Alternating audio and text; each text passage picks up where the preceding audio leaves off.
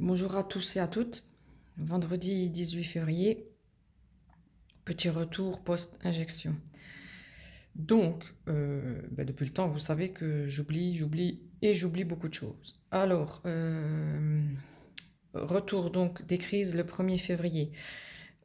Elles se sont fait plaisir. Donc, la première semaine du 1er février, j'en ai fait 63. Déjà pas mal. La semaine d'après, je suis passée à 90. Alors là, c'est pompon sur la Garonne. Ça a été juste folklorique. J'ai cru que ça allait jamais s'arrêter. Tout est reparti en puissance. Dès qu'il y a du vent, c'est de pire en pire.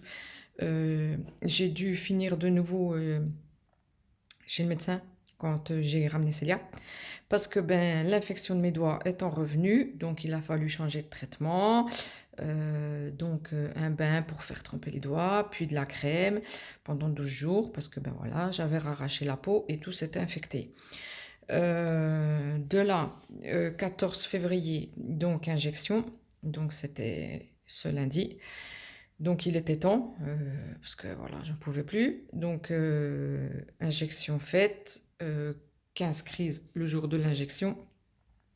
Donc voilà, j'étais de nouveau toujours dans un état pas possible, hein, à toujours pas pouvoir faire grand-chose. Tu regardes pas la télé, tu peux pas écouter la musique, tu fais toujours pas à manger.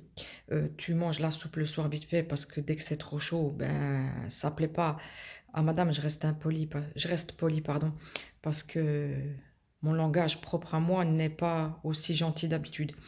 Donc voilà, l'injection a été faite, mais en fait, je suis tellement partie dans une certaine douleur que voilà, on sait que c'est pire quand l'injection arrive, qu'il y a 48 à 72 heures où vous allez être en enfer, etc., etc.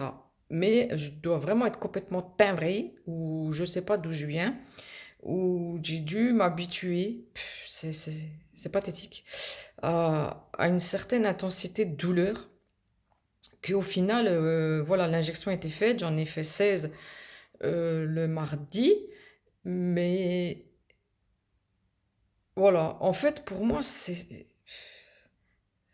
malheureux à dire, c'est devenu une routine. C'est, c'est désespérant.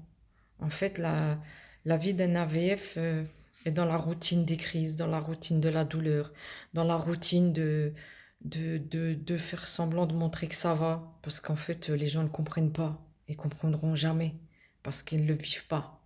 Et même avec des mots, on ne comprend pas. Voilà, ou on ne veut pas comprendre. Voilà, oui, je m'attendais encore à pire. Après, il paraît que plus on fait d'injections, plus le corps s'habitue et moins c'est intense. Au final, voilà, ça c'est nouveau propre à chacun. Les crises ont cédé mercredi. Youpi, hein, sortons les cotillons. Attends, je rigole. Mais la douleur de fond est toujours là. Le vent, il s'est invité aussi. Donc forcément, ça n'a pas arrangé mes affaires non plus. Là, concrètement, ça a baissé en puissance et en intensité par rapport à quelqu'un de normal. Après, comme je le dis, je ne peux pas expliquer parce il faut le vivre. Voilà, donc c'est dès mercredi. Lundi, mardi en plus, pardon, l'oxygène m'oublie, là ça a été juste génial. Il a fallu que je téléphone, il a fallu que je fasse bordel. Enfin bref, c'est du surréaliste parce que j'étais pas sur la liste. À un moment donné, il faut arrêter les conneries. Si on n'a plus que l'oxygène pour survivre, comment on fait quand on nous oublie? Et on ose me dire que, mais Madame Dussaucy, vous ne pouvez pas anticiper vos crises. Allô, je connais la maladie, je sais quand les crises arrivent, j'anticipe le truc, je suis encore poli et gentil d'anticiper pour vous passer commande et expliquer explicitement dans le mail tout ce que je veux.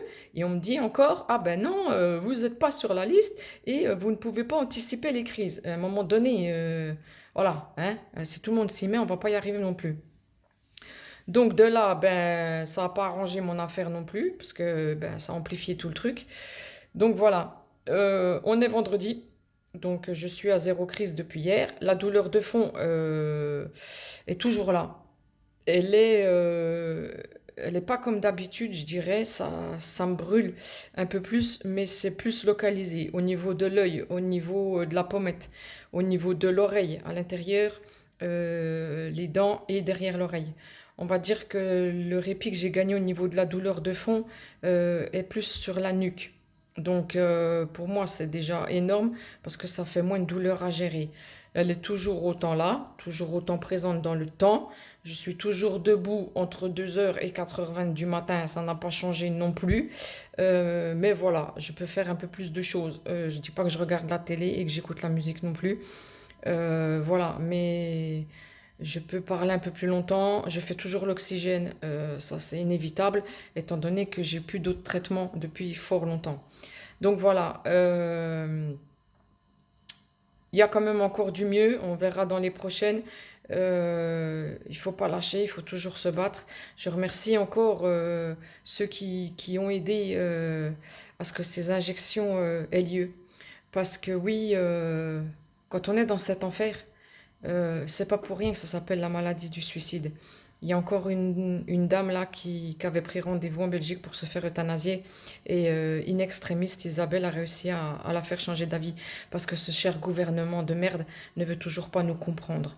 Il est vrai qu'il faut accepter que cela soit ben, quasiment à vie, une fois que ça vous tombe sur la gueule, que cette douleur vous lâche pas, que quand vous êtes chronique, je parle, que vous avez rarement de chance de redevenir occasionnel.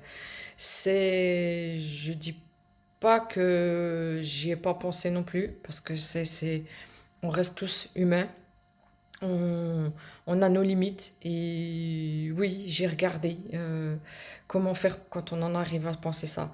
Malheureusement, il faut encore payer pour, même si on veut mourir, c'est ironique, hein. Mais voilà, donc c'est pas facile, c'est pas explicable, c'est pas, il faut le vivre malheureusement pour qu'on puisse se comprendre les uns les autres. Et voilà, après, un sourire cache beaucoup de choses. La maladie est autant invisible que visible, même si on a les stigmates, même si on a le visage qui est tuméfié, même si voilà, on va se mettre des coups, on aura des bleus, on va se griffer, on va s'arracher les cheveux, ça va se voir. Mais la douleur, elle est quand même intérieure aussi. Et ça, personne ne le voit. Il n'y a que la personne qui le vit.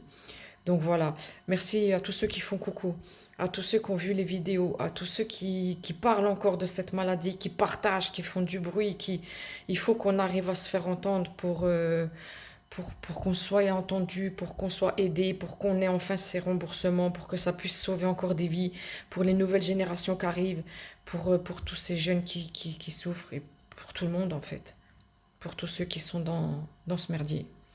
Donc voilà, bon courage à tous que vous soyez AVF ou pas, quelle que soit votre souffrance. Bon courage.